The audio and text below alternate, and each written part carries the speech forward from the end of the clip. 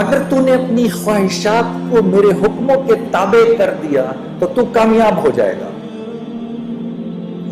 کیونکہ یاد رکھ، نفس پر تو چلنے کے لیے نہیں ہے، نفس پر جانور چل سکتا ہے. کیونکہ جانور کو تو ہم نے کوئی اختیار دیا ہی نہیں، وہ تو اچھائی اور برائی کو نہیں سمجھتا. کتے کو کل اللہ پکڑ کر جہنم میں نہیں ڈالے گا کہ تو نے فلاں کی ٹانگ کیوں پکڑی. وہ کہے گا یا اللہ تو نے مجھے جس فطرت پر پیدا کیا میں نے پوری زندگی اس فطرت پر گزار دی، میں نے اسی فطرت پر زندگی گزاری. سانپ کو اللہ جہنم میں نہیں ڈالے گا کہ تو نے کیوں کاٹا فلاں کو. وہ کہے گا اللہ یہ تو نے بات میری فطرت میں ڈالی تھی اور میں بالکل پورا کا پورا تیرے حکموں پر چلا ہوں. شیر کہے گا اے اللہ میں نے کبھی گھاس نہیں کھائی، میں نے کبھی پھل نہیں کھائے، وہ تو نے انسانوں کے لیے بنائے تھے. میں نے کبھی سبزیوں پر منہ نہیں مارا کیونکہ وہ میرے لیے تھا ہی نہیں. میری تو جو تو نے فطرت بنائی میں اسی فطرت پر چلا. یہ میرے اور آپ کا معاملہ ہے میرے دوستوں. ہم اپنی مرضی پر نہیں چل سکتے. یہ وہ بات ہے جو میں آپ کو بتانے آیا ہوں، کیونکہ آپ کا ایک مقام ہے، آپ اشرف المخلوقات ہیں. آپ اپنے نفس پر نہیں چل سکتے. اگر نفس کہہ رہا ہے کہ سوتا رہے، فجر گزرتی ہے تو گزرے، یہ آپ نہیں کر سکتے. کل کراچی ایئرپورٹ پر جب میں یہاں آ رہا تھا تو ایک بھائی میرے پاس آ کے بیٹھ گئے.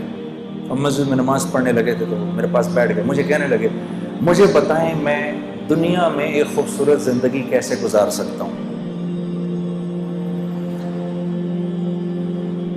میں نے کہا میں اگر آپ کو کیوں بتاؤں، اور اگر آپ میری بات پر عمل کر لیں تو آپ یقین کریے کہ اللہ رب العزت کی ذات، اس کی یہ منشا ہر وقت کی منشا ہوگی کہ آپ کی زندگی ایک خوبصورت زندگی بن جائے. اور جس کے لیے اللہ رب العزت طے فرما لیں کہ اس کی زندگی خوبصورت ہوگی، ساری کی ساری کائنات مل کر اگر اس کی زندگی کو خراب کرنا چاہے، اس کو پریشان کرنا چاہے تو نہیں کر سکتے. اور اگر اللہ یہ فیصلہ فرما لے کہ نہیں یہ نافرمان ہے، اس کی زندگی میں اس کو ہم خوف اور غم کا لبادہ پہنائیں گے ہی، 7 ارب انسان اگر مل کر آپ کی زندگی کو خوبصورت بنانا چاہیں تو نہیں بنا سکتے. اس کو کہتے ہیں لا الہ الا اللہ. یہ ہے لا الہ الا اللہ، کہ میری ہر حاجت اللہ کی ذات سے جڑی ہوئی ہے. اگر میں اپنی حاجت کو چیزوں کے اندر ڈھونڈوں گا تو میں پریشان ہو جاؤں گا. اگر میں یہ سمجھوں گا کہ میرے بھوک کا تعلق میرے معدے سے ہے تو پھر میں مخلوق سے جا کر اپنی ضرورت کو پورا کرنے کی کوشش کروں گا. مخلوق تو خود ضرورت مند ہے، انہیں تو خود ضرورت ہے، وہ تو خود بھوکے ہونے والے ہیں تھوڑی دیر کے اندر، اس کو تو خود بھوک لگنے لگی ہے تھوڑی دیر میں. میرے دوستوں، بھوک آتی ہے اللہ کے بھوک کے خزانوں سے، اس کا تعلق معدے سے نہیں ہے. آج تو یہ بات اتنی عجیب ہے کہ اس بات کو کرو بھی تو مسلمان کی اولاد بھی آپ کی شکل کو ایسے دیکھتی ہے کہ جیسے پتہ نہیں کون سی انوکھی بات کہہ رہا ہوں میں. لیکن یہ سچ ہے، یہ اللہ کی سنت ہے، اس نے کبھی تبدیل نہیں ہونا. میرے بندے وَفِي السَّمَاءِ رِزْقُكُمْ وَمَا تُوعَدُونَ، جو رزق تو اپنا دنیا میں ڈھونڈ رہا ہے اس کا تعلق زمین و آسمان سے، ساری کائنات سے نہیں ہے.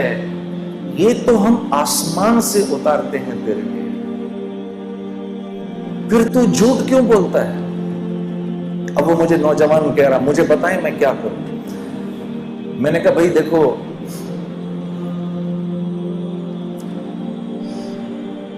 دنیا میں اگر اللہ کی مان کے چلو گے تو یہ اللہ کا وعدہ ہے کہ اللہ تمہیں حیات طیبہ دیں گے. اور حیات طیبہ اور زندگی کا نام ہے. جو زندگی اللہ لمبی کر دیتے ہیں، نیک انسان کی زندگی اللہ لمبی کر دیتے ہیں، اس کی تقدیر بدل دیتے ہیں. اس کی تقدیر میں جتنے سال لکھے ہوتے ہیں، جب اس کی زندگی کے اندر اپنی فرما برداری دیکھتے ہیں تو اس کی زندگی کے سالوں کو بڑھا دیتے ہیں. آسمان سے رزق کے وہ دروازے کھولتے ہیں جو اکثر نہیں کھولتے، اس کے لیے خاص رزق اترتا ہے، اللہ اس کو لمبی زندگی دیتے ہیں، بیماری سے پاک زندگی دیتے ہیں، خوف سے پاک زندگی دیتے ہیں، غموں سے پاک زندگی دیتے ہیں۔ کہتا جی میں پوری بات سمجھ گیا، میں پوری بات سمجھ گیا۔ فَأَلْهَمَهَا فُجُورَهَا وَتَقْوَاهَا، میں نے اس کو اٹھ کے گلے لگایا، میں نے کہا اگر تو نے دل میں اس بات کا عزم بھی کر لیا ہے کہ آج کے بعد میں اللہ کی فرما برداری کروں گا، تو خدا را بیٹھ کے میرے لیے دعا کر، اللہ مجھے بھی معاف کر دے کہ اس وقت اللہ کی رحمت نے تجھے ایسے گھیرا ہوا ہے کہ اگر اس بارش کے تھوڑے سے چھینٹے مجھ پر بھی پڑ گئے تو میں بھی نکل جاؤں گا۔ کیونکہ اللہ کا جو بندہ اندر سے اس بات کا عزم کر لے، اے اللہ آج کے بعد نافرمانی نہیں کروں گا، میری مدد کر، آج کے بعد میں تیری فرما برداری کی پوری کوشش کروں گا، جو بندہ اس بات کا صرف دل میں عزم کر لے، اللہ کی رحمت اس کے ساتھ ہو جاتی ہے۔